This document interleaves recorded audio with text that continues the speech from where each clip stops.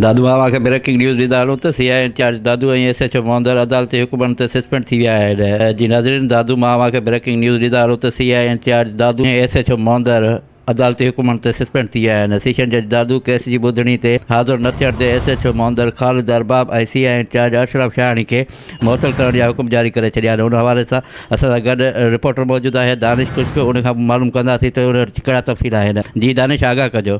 जी बिल्कुलु, दादू जी अदालती हुकुमनि ते CI इंचार्ज SHO मोहंदर सस्पेंड थिया आहिनि। दादू जी मोहंदर थाणे जी हद जो रहवासी आसिफ अली शाह दादू जी अदालत में प्रोटेक्शन जी दरख़्वास्त दाख़िल कराई, जंहिंमें हुन ॼाणायो वियो त SHO मोहंदर ख़ालिद अरबाब जेको आहे ऐं CI इंचार्ज धमकियूं ॾियनि था, कूड़ा केस दाख़िल करण जूं, जिन ख़िलाफ़ तहफ़ुज़ ॾियो वञे। अॼु अदालत में हुन दरख़्वास्त ते ॿुधणी हुई। ॿुधणी दौरान अदालत अॼु CI इंचार्ज अशरफ शाहानी ऐं मोहंदर थाणे जे SHO खे अदालत तलब कयो हुयो। SHO मोहंदर ऐं CI इंचार्ज ख़ालिद अरबाब ऐं CI इंचार्ज अशरफ शाहानी जे अदालत में पेश न थिया, जंहिं ते सेशन जज जी अदालत SHO ऐं CI इंचार्ज जे कावड़ जो इज़हार कंदे उन्हनि खे मुअतल करण जा हुकुम जारी कया आहिनि।